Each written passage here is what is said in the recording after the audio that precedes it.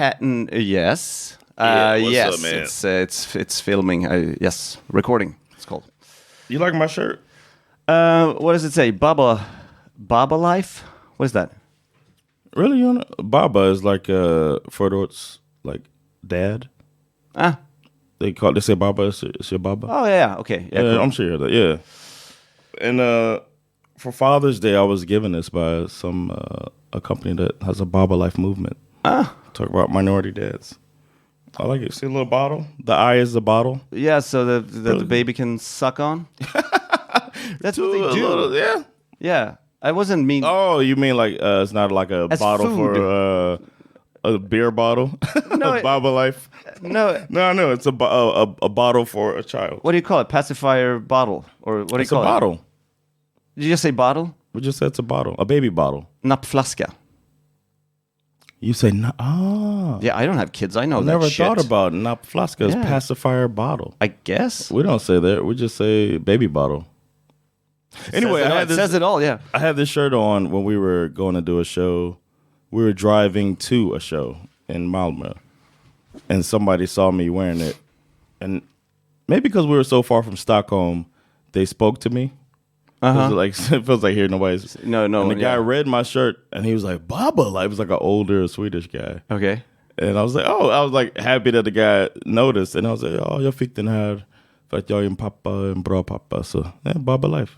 Cool. Bra. So is that an organization, Baba Life? Man, I wish I remembered. Okay. They wrote me and asked me did I want to rock the Baba Life shirt. They said as a thanks for being a figure in media of a good dad. Awesome. Yeah, so I just have the skryt. But basically, you just didn't fuck up as a father. Yeah, that's all. Yeah. You know, I'm not. I wouldn't say I'm good. I'm present. Vad är en bra pappa? My presence is a present. Min teori, som inte har några barn, so I'm the one to talk. Min teori är att alla försöker sitt bästa. No. Okej. Alla som försöker sitt bästa är fortfarande pretty shitty in some cases. Probably. Right. There's no super parent. Yeah. Till och med de säger typ så här: min mamma var den bästa mamman. Right. Well, she had to fuck up at one point. Some point. A friend of mine, Axel, shout out to him. He has a joke now that his parents were good. He had good parents, and they were so good that they pay for his therapy. That's good. It's like they're like, find the problem. Good luck. Yeah. That's great. I really like that joke, man. Shout out to him. Jag gick runt på en liten promenad med My och hennes hund idag. Så gick vi genom Aspudsparken. They have goats and shit. Okay. Cool. It's right with Aspudden and pigs and whatever. So it's a petting zoo basically. Mm-hmm. Massa barn, massa föräldrar. Jag gick förbi där och sen när vi har gått igenom så sa jag så här, jag har inte barn, jag vill inte ha barn, men det där är värsta showcaset för att ha barn. För jag vet så här, det är fortfarande så här 5+. Alla barn har så här overaller, de kan knappt gå, de bara går runt så här. Yeah. Det rinner snor. Och de är typ så här, de bara, ta kaninen, så. Och alla föräldrar är typ så här, ja, titta, en kanin. Och så här, man hör att de håller på att bryta ihop. Yeah. Och det är bara andra där med små barn. Och de går och rullar barnvagnarna och ingen ser lycklig ut. Och då sa Misa, hon bara, ja, men de är bara här för att komma ut, för att om de skulle vara hemma skulle det vara värre. Yeah. Och jag bara, well, that's the sad thing. That's my point. And that is Baba Life. Yeah. You deserve a shirt, sir. Yeah. Take you. a shirt. Yeah. Take a shirt. You can use it to wipe the snot off of that kid's mouth. Or your tears. After the snot. Yeah. Mix it up. I remember going to pick the kids up from daycare and just snot just running down their face. Oof. And just the first time I saw that, I was just like, I want to talk to them about it. Uh-huh. And then the more I got to know, because this was early, and then the more you get to know being a parent, is like, there's no way I could wipe every kid's nose. Yeah. And what's the point? It's just going to be more snot. Keep running. Yeah. Never stops. The noses run. Fucking kids. Yeah. Now I get it. That's Baba Life. Yeah, it's a miracle and magic. It is, though. It's a very rewarding thing to be a parent. I'm not complaining, but yeah. I wish I had that impulse, getting a child. I don't. And that's great, man. I love it. Jag kom på det här om dagen. Jag får inte uppleva hur det var förälder när jag är typ 40. Men de får inte uppleva hur det inte var förälder när de är 40. So, joke... And the grass is green. I'll just say that. Yeah, I say the grass is green on both sides. Jokes on none of us. Yeah. Yeah. It's not even a joke. Yeah. It just is what it is. It is what we it is. all experience love, even if we don't experience the parental love. Alltså, fattar ni vilket guld ni får för att vara patrons? Yeah, man. Det är livsråd. Livsråd. Tipsa era vänner som behöver råd i livet. Vi kommer med dem. Because between us, yeah, and like we said this on my other podcast over here, where we have a segment called Livsrådet, or extra episodes called Livsrådet. That between us, we have 77 years of life experience. Yes. And between you and me, we have 82 years of life experience. Man. Yes, that's crazy. So all the advice we give you is perfect. Yeah, it's from the 30s. For his old advice. What is it? No, 40s? Oh my God. What is it? Like 80 years ago? Oof. Yeah, it's... Oh, I was so bad at math. We don't give advice on mathematics. We just don't. It'll have to be the 40s, you're right. Right? Yeah. 40s. Coolt. Vi upplevde kriget. Nej, okej. Fuck. When we were kids, there was no internet. Nej. Sug på den. Man. I don't have any age anxiety or anything like that, but stuff like that makes me think, whew. Yeah, I had to stop think like that. Yeah. It's insane. Makes me want to get to like teaching you some Sweden. Oh, should we bring the Phils in? They don't. The Phils might be glad they didn't catch the end of that conversation where we get sad. It was so happy and glad and here positive, and then it was here just, I go. Yeah, it just fell. It was awesome. We appreciate you all though. Mm-hmm. Much love. We do. Let's bring in the Phils. Yes. Det här är Teach Me Sweden, en humorhistoriepodcast där två komiker försöker lära varandra svensk historia. Jag heter Erik Broström. And I'm Jonathan Rollins, and in this episode I'll be teaching Erik all about some of the biggest real estate movement happening last century. And the power of a fictional mob name. yes. It's good stuff this episode. We got kings, we got princes, and we got veto. Oh my God, we have everything except the horse head.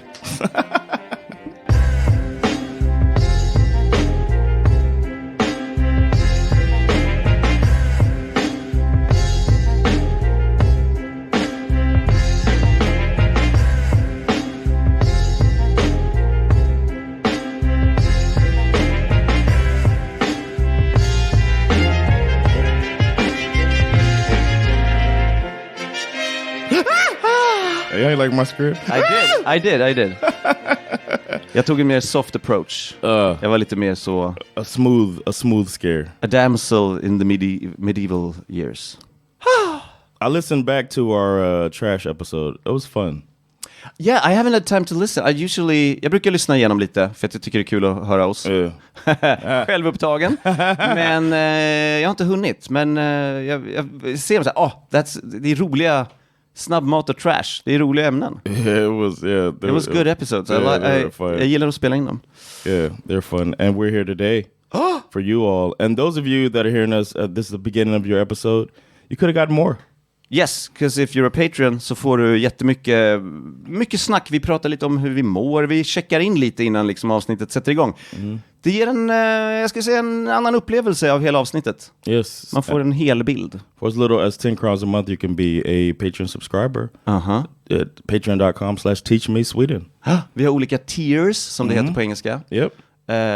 Nivåer, kanske. Yeah. And you can watch if you want. You can get ad-free episodes. It's all, and most importantly, you get to support your favorite podcast. Och det är inte krångligt. Man bara går in på patreon.com/teachmesweden.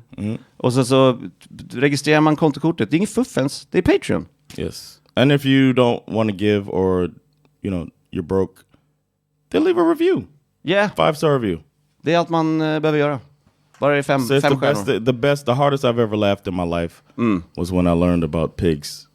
Eller hur? Och trash. Och om du inte tycker att det är en 5, säg det ändå. Varför ska why would you ljug? Varför ska du hjälpa oss? Nobody knows you. Right. Ja, Eller hur? Nobody... Ingen känner dig. Nobody knows you. Nobody knows you.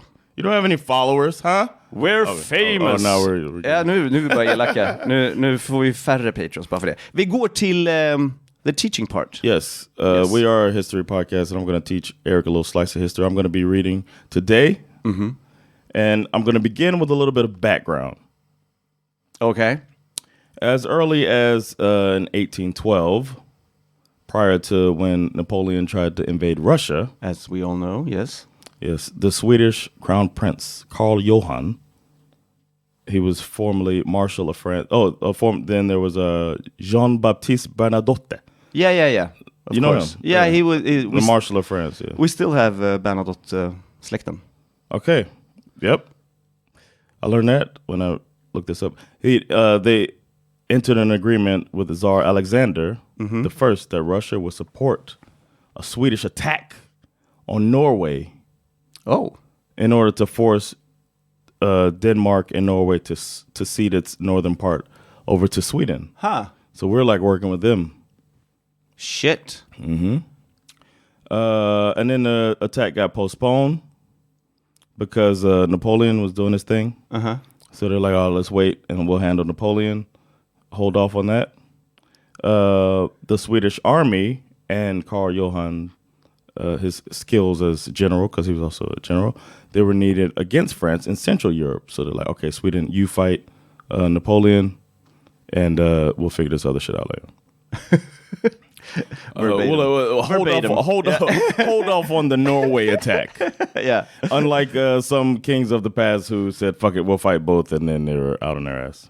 Karl Johan lite... What number does he have? Karl Johan... I don't see it. Okay. Sorry. Some stupid number. Some number. Yeah. The Swedish army... Oh, I said that right, I'm sorry. Karl XIV, Johan. Is that Bernadotte? I think so. I don't know, but I'm impressed if you're right. My buddy Björn has made a song. Yeah. So he has a really funny rhyme there. Like he starts playing the Marseille in the song. En fransk general, la la la la, Bernadotte. Och han tog namnet Karl den Johan och slängde sitt hat mot monarkin rakt ner I toan. I love that. That's good. Shout out to Björn. Yeah. Okay. So on May 18th, 1813, Swedish troops reoccupied Swedish Pomerania and deployed against Napoleon's forces as a result of treaties between Karl and Great Britain and Prussia. And they ceded Norway to Sweden for participation in the war. So now we got Norway. Okay, nice.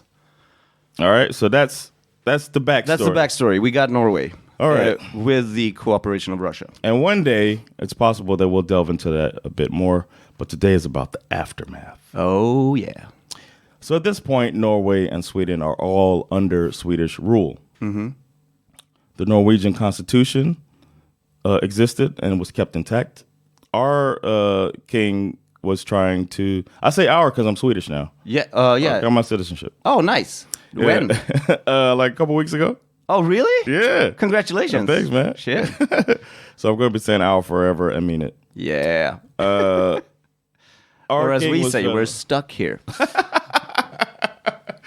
Our king was trying to be nice to Norway. Aw. You're ours, but I'll let you keep doing things your way. You're just a part of Sweden now. I like it. CJ. And it's easier than to try to change things and be hated by the people. Yeah. Smart move. So Norway was an independent state that had its own parliament. Yeah. Judiciary, legal system. They had their own military. They kept their flag. Yeah. And they even had their own money. So they're not really ours. Yeah, you're just like a state. It's like a state. Yeah. Except for not even the same money. Yeah. Så ni ägs av oss nu. Okej, behöver vi förändra något? Nej. Ni bestämmer, ni gör era pengar. Talk about passive aggression. Yeah. Vet ni vad? Om ni hittar olja, behåll den! However, Norway and Sweden shared a common monarch. So the king was ruling there. Yeah. And conducted a common foreign policy through the Swedish Ministry of Foreign Affairs. So all of the international shit was through the lens of our king. Okay, yeah. You get it? So Norway was kind of... They had to follow that Yeah. that ruling or that decision making. Yeah. Yeah. Okay. So there was goodwill between Norway and Sweden. Mm-hmm. And the king tried to keep Norway, or let Norway know, I'm keeping you in mind with my moves that I make. I'm thinking of you all. I love you. He's such a sweet king. Sweet king. He's French, so. However, over the years, they start to grow apart a bit, as happens in relationships. Every relationship. Yes. The interests became apparent. In particular, Norwegians felt that their foreign policy interests were inadequately served by Sweden. Mm-hmm. It's like, what are you doing here? Some of the conflicts where the Norwegian economy was more dependent on foreign trade and more sensitive to some of the measures favored by Sweden, who was doing stuff more internally. Mm-hmm. Norway had trading and other links with the UK, and Sweden was like, our people, Germany. Really? Yeah. Mm-hmm. As we know, a lot of Nazis later. Oh, yeah, that's right, yeah. They shared the same values. Nothing like Swedish Nazi values. Oh, yeah. And then Norway, even outside of Europe, they had more interests. So they were trying to be more global. And Sweden was like, we got Germany. We got our close. Nine, we have Germany. We don't need anyone else. We don't do new friends. No. Sweden, what, do you want to talk to strangers in another language? What's wrong with Germany? What more do you want? Jews? Norwegian politics, on top of all this stuff, Norwegian politics were becoming more liberal. Mm-hmm. And they had the parliamentary democracy. So they're doing stuff through, everything was like being done through their Congress. And Swedish politics tended to be more conservative, which I can understand being under a monarchy like that. Yeah, and they still had, de hade riksdagen, but it wasn't the same thing. Right. Yeah. And this is, early 1800s. Under the Norwegian constitution, the Norwegian parliament, which is called Storting. I'm going to say Storting a lot. Storting? That's their parliament is called. How is it spelled? Is it a weird O? No, it's just Storting. Storting, I guess. Storting. Yes. Okay, got it. Yeah. Which is like Jamaican and big, in like Swedish big and then Jamaican thing. A Storting. Yeah, that's what it is. They're borrowing from Jamaica. It's a Storting. It makes sense when if you say it like in Norwegian, like a Storting, then I get it. Like, yeah, okay, yeah. Is that how they say it? Yeah, I would. A Storting? Okay. And that was their most powerful legislature on the entire continent of Europe. Oh. Was the Storting was holding it down. Huh. Probably because everybody was like, what does the king say? And yeah, right. Like, what do all of us say? Right. But the king had a veto power. Mm-hmm. So they were like, hey, we want to give everybody health care. The king's like, nope, not under my watch. So there was a lot of a little animosity there between the king and the Storting, which had the king's more conservative. Storting's trying to do something, and then the king vetoes it. Ugh. Yeah. Then why bother? Yeah, and they tried to get the absolute veto moved, and that was the king was like, no, I want to be able to stop. Exactly, I veto that movement. Vi har ett förslag på att ta bort veto. Okej, nej, veto. It's trying to do that. Aha. Jag tror jag får dra mitt vetokort. But then the power kept growing. The people believed in the Storting. They were doing things for the people. Mm-hmm. And the king, he felt like he couldn't, or it just wasn't possible to appoint a Norwegian government because everybody was falling in line with the Storting. And the king was just getting left behind. See what happens when you get democracy involved? Yeah, it's dangerous. So the king, he still on paper was in charge. Right. But the Storting was actually meeting and getting shit like done, and the people believed in him. So they didn't even consult the king. So they just made decisions without his knowing, basically. But no, he still... No, I just mean the people believed in the Storting. They believed the parliament is trying to help us out. Okay. And then the king was just like, I'm the fucking king. Like, you know what I mean? Yeah. But he's not in touch with the people. Yeah, right, yeah. So now we got a bit of a divide. Right. But on paper, the king was still the ruler. Mm-hmm. There was free trade between two countries, but then the king restricted free trade in 1895 for economic reasons. Got to be a different king by now, right? Did you say 1895? Yeah. Close to 1900s? Mm-hmm. Yeah. Okay. Must be. Yeah. I don't. I just said the king. Yeah. The conflict came to a head over the so-called consul affair, in which successive Norwegian governments insisted that Norway should establish its own consular offices abroad rather than rely on the common consulates appointed by the Swedish foreign minister. First, several consuls were neither Norwegian nor Swedish, but from the country they resided. So it's like nobody had everything. If you're in Norway, you got them. Sweden have them. Although they were supposed to represent Norway, they knew little about Norwegian needs and conditions in Sweden, of course. Okay, yeah. Second, there was also criticism that the existing network of consulates in Europe prioritized Swedish interests over Norwegian trade, of course. Yeah. Because the king's like, help my country out. Help my people out. Men, så dumt. Han äger ju bägge. Varför försöker han inte göra mer till Sverige allting bara? Så dumt. Just play with them. Mm-hmm. Jesus. Okay. And then Norway was still trying to expand their trade in South America, the West Indies, which is why they say Storting. No, I'm just kidding. Africa and Asia. So they're saying that Norway is trying to make these moves, and they don't really like that in Sweden, who's trying to be more internal and work with just European, Germany. Yes, work with the European countries. And then other Western countries, it was common for consuls to become diplomats, but not in Sweden. So Sweden was doing things different. Men vad är det för skillnad då? Vad säger man på svenska? Konsulat, personal och diplomat. What's the... I don't know. No. I'm not the guy to ask that. No, of course. This is Teach Me Sweden, not Teach Me Politics. Yeah, Shame on me, Erik. I'm gonna look up right now live. I could killgissa. Because the diplomat is an official representing the country abroad. Yeah. And what should be the consulate is the same thing.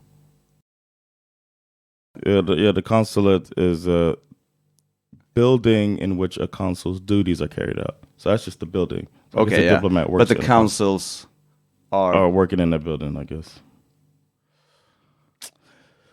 Well, whatever. Yeah, man, I do. Skriv in till Teach Me Sweden. It's an official appointed by a state to live in a foreign city and protect the state's citizens and interests there. So they're planted from another place. Okay. So like the Swedish consulate is not really just a diplomat. Right. They're also trying to enforce Swedish... Skydda sina... their ways. Right. Okay. Cool. Now maybe I should have looked that up a while. No, this is us learning together. I love it. So free trade is happening a lot. We're in the 1900s now. Free trade is happening more. Other countries are getting involved. Mm-hmm. Norway's Liberal Party had initially pioneered a position through the so-called first fist policy. Whoa. Yeah. It's for gay rights. Yeah, it was just saying very sexually aggressive. We get the fist ball. We're going to punch you in the face. Okay, everybody. Jesus, fist party. And then the Conservative Party also came with a strong policy. So the Conservatives and the Liberals want to kind of get away from Sweden. Right. You got, man, imagine that if the Conservatives and Liberals came together on anything nowadays. Yeah. And then they wanted to do it through negotiation. Mm-hmm. And the Norwegian public started getting into it, and they wanted to kind of split off as well. So now you got the people, you got the parliament. And at the time, they both countries started increasing their military resources. Really? Huh. So Norway they modernized their frontier forts. I guess these are two forts, Kongsvinger and Fredriksten. And then they built new strongholds along the border of Sweden. So now it looks like we're gearing up for a war. Right. And then the Norwegian Prime Minister, Christian Michelsen, formed a coalition government of liberals and conservatives, and their only objective was to establish a separate Norwegian corps of consuls. And King Oscar vetoed. Of course, he had it. And Mikkelsen and the government resigned. Wow. Everyone resigned? They were like, we're done. We resign. Ooh. Now you figure it out. You want to govern? Go ahead. And Oscar said, you can't do that. Veto. Vetoed the resignation. Nej. Veto igen. And then Mikkelsen and the ministers refused to countersign Oscar's decision. And then they returned on June 7th of 1905. And it created, obviously, if there's nobody to defend or to work on the Constitution, they had a constitutional crisis. Wow. Where nobody's working. Shit. And then the Storting came together that same day, voted unanimously to dissolve the union with Sweden. Basically to break away, secede. Yeah. And they said Oscar had abandoned his role as King of Norway by refusing to appoint a replacement government. Wow. So they got him on paperwork. Yeah. And he was like, no, veto. And it empowered Mikkelsen's cabinet to act as a caretaker government. It was like, we don't have a government because we all resigned. Yeah. And he didn't replace us. So now we're charge. We're stepping in. To take care until totally different notice. people, but the same. Yeah. But with mustaches. So Mikkelsen, is that you? No, you don't see this mustache? No, I'm Lord Gravy. Lord Gravy. So they had a unanimous declaration that the dissolution was an aside. And they said, here's what the declaration said. Since all the members of the cabinet have resigned their positions, since His Majesty the King has declared his inability to obtain for the country a new government, and since the constitutional monarchy has ceased to exist, the Storting hereby authorizes the cabinet that resigned today to exercise the powers held by the king in accordance with the Constitution of Norway and relevant laws, with the amendments necessitated, blah, blah, blah, blah, blah. So basically they said we have the king's power now. Huh. Because he didn't look up their people. Okay. Yeah, I guess you could say that. Man, it's in their the Norwegian Constitution. Oh, and he helped write it. Like the king sanctioned the Constitution, so. Yeah, he never changed any of their stuff when he came in. That's pretty funny. It seems like the king should have had us led with a stronger hand. Right, yeah. And then they wouldn't have this happen to him. He's trying to be nice. Huh. You should always kill a lot of people. So the Swedish government behead them. Food for thought. In the 1900s. Behead them. Behead them so they behave. They're standing out there in 1970. Yeah. With the hands and head and that thing. Oh, yeah. Well, as disco music plays. I like the slogan, though. Behead or behave. Oh, I like it. Nice. The Swedish government found out about this. Yeah. And they were like, is it such a bad idea? Like, why don't we look into ending our ownership of Norway? They said the Norwegians, their government is so different from ours anyway. So let's just split off. Får jag gissa vad Oscar sa? Huh? Did he say veto? No. This was just what they were saying in the Swedish parliament. But did they say it? Oh, they didn't say it to the king. They said it to amongst themselves. Okay. And the Norwegian government thought the Swedes would say this anyway, so they had already put the plan in motion, of the paperwork to get it going. And then they had a referendum out there, and their bill that they made got 99.95% in favor of the dissolution of the union, to split off Norway. Right. So the government had confirmed it, and 85% of Norwegian men voted on it. No women yet, because they couldn't vote yet. Yeah. There was a few years later they got to vote. So they had that sucks. They had no say at all. Well, we'll see. Do you we'll think see it if would we're have, Sweden or Norway. Think it would have swung otherwise if women had voted? I don't know, man. Do as your husband says. Men jag tycker han Oscar den andra är väldigt fin. Vi har kungen kvar. Han är kung. Ja, han är ju kung. Han är så stilig. Nej, fy fan. Gud vad hemskt. Jag tror inte det är för en sekund. No. But, well, Norwegian activists collected That was 200. Me. Oh, I didn't fart. It was leather. Sure, man. It sounded like a fart. Like I know I've done it in that okay. chair. I farted in that chair before. I want to recreate it. Sorry. Pause. You never can. No, wait. No, I can't. Okay. Sorry. I've done it in school. You learn that you can never recreate a fart sound. So you can't prove it. Yep. Okay. The Norwegian activists collected 279,878 women's signatures in favor of the dissolution. Pretty good. Yeah. Or they lied. Konstig siffra. Det måste vara väldigt specifik siffra som inte är jämn, annars så låter det som en lögn. Exactly. And then they're in Sweden at the same time. The Swedish Social Democratic Movement was happening. And right. That was another key factor that was helping them because now Sweden's leaning towards this current type of democracy. Right.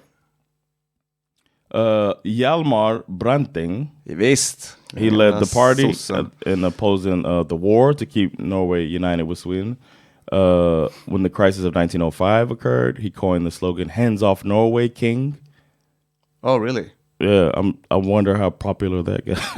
Hands off Norway, King. Like, can we do another one? Yeah, that's not. How would that be in Swedish? Good. In Swedish, hands off. Typ. Was there a Norwegian king even? No, Sweden's king. Oh, they said Sweden's king. Hands He's talking off. to his own king. It's a little hands tougher. off Norway, king. Oh.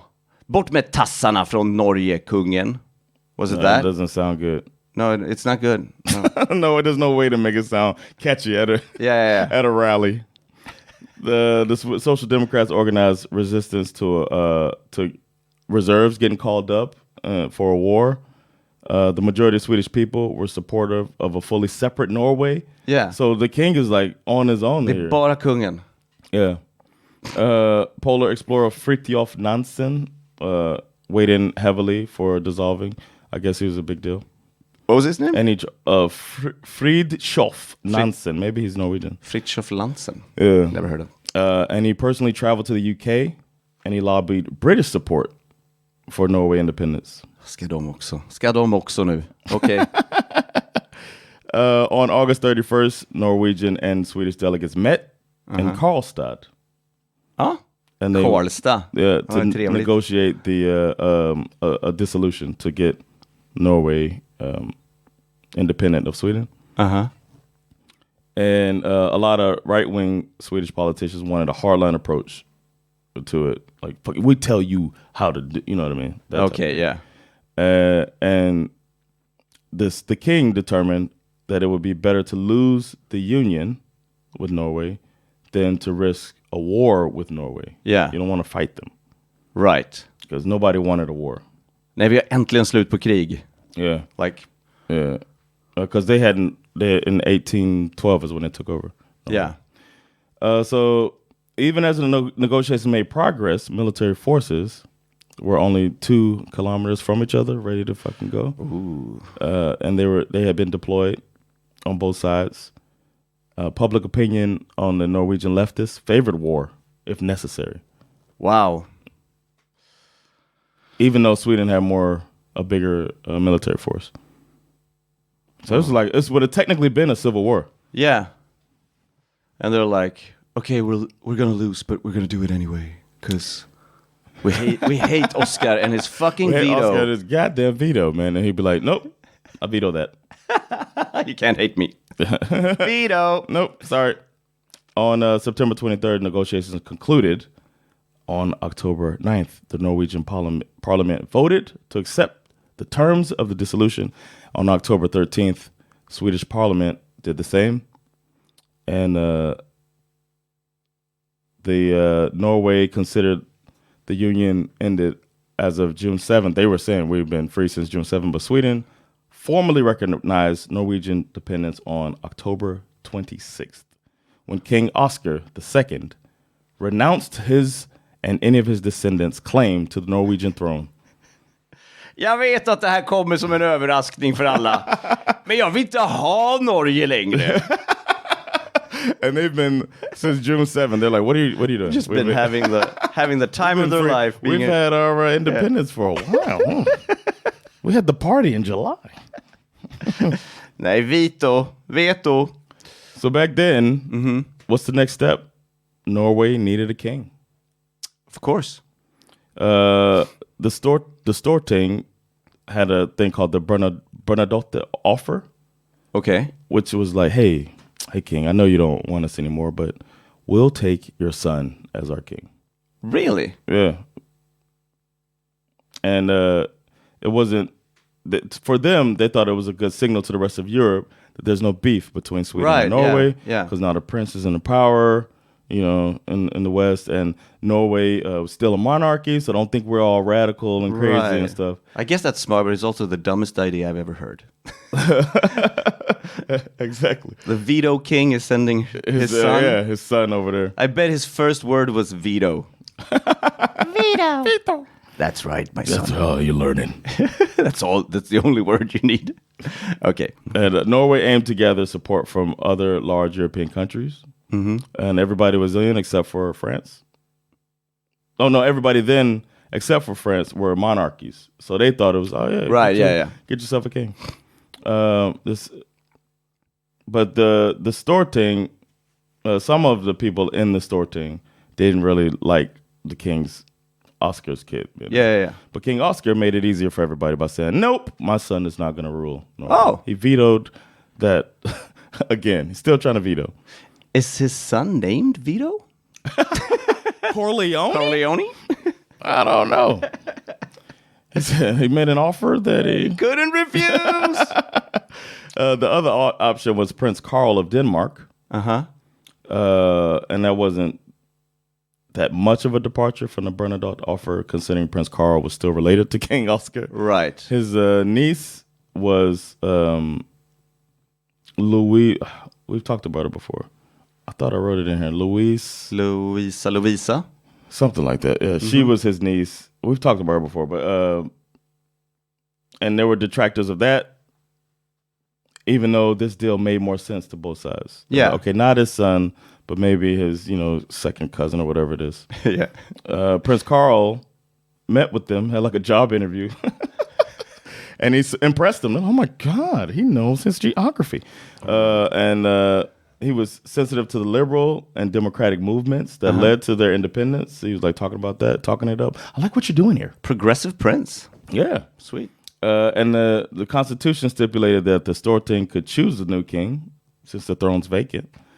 And Carl was aware that many Norwegians favored a Republican form of government with like a parliament in charge. And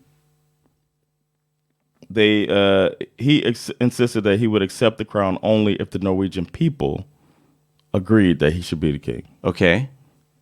Så hur gick det då? I guess they told him that they're in. I don't think they had a full vote. No. But 5 days later, on November 18th, the Storting elected Carl and his descendants as the new royal dynasty of Norway. Shit. And it's been that family since, I guess. I don't know. Probably. There haven't been any revolution or stuff like that. And the same date, he was informed of his election. Alla vill ha dig. And then he had to get formal permission from his grandfather, Christian IX of Denmark. And he replied back that same evening via email. No, just kidding.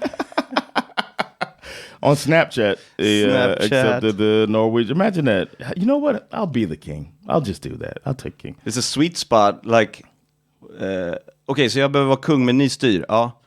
Okej då. And he got to choose a name. He chose the name Håkon. Oh, really? Which is a traditional name used by Norwegian kings. Yeah. And the last king with that name was Håkon the sixth. who died in 1380. So now he took Håkon the Seventh. Jag tror han bara typ, han satte något i halsen. So what do you want to be called? Well, Håkon. Oh, good, like the old guy. Oh, yeah. You like it? Okay, yeah. November 18th, 1905 was the first day of his reign. Shit. And then the whole family came there later. They celebrated, and yeah, that's how Norway and Sweden split up. June 1906 was the coronation, which was the last coronation held in Norway and symbolized the official split of Norway from Sweden. That was the next year. 60 years later, Norway would find oil and never look back. If only Sweden would have listened to the fucking... Son of a bitch. Never... We could be richer if they would have listened to him, man. He had it right. The power of the veto. Listen to the veto, man. He knows what he's doing. Yeah, so that was the story of Sweden splitting with Norway. Jag har alltid undrat hur Norge studsade fram och tillbaka i vår ägo. Det var sista gången vi ägde dem liksom. Because we always talk about Finland. We talk about Finland a lot. In Norway, yeah. Ja, men Finland har ju haft mer tjafs och där har vi bara ägt dem liksom. Vi har bara ägt dem. Nej, men du har varit lite mer... Men Norge, ja, fan vad spännande. Det var kul att höra. Yeah, man. Shit. All right, thank y'all for checking it out.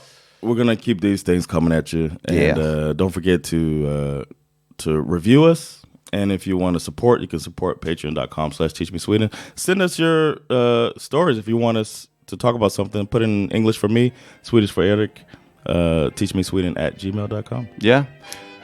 Du har varit Jonathan Rollins. Yes, and you've been Erik Broström. And this has been Teach Me Sweden. Fred mellan Sverige och Norge.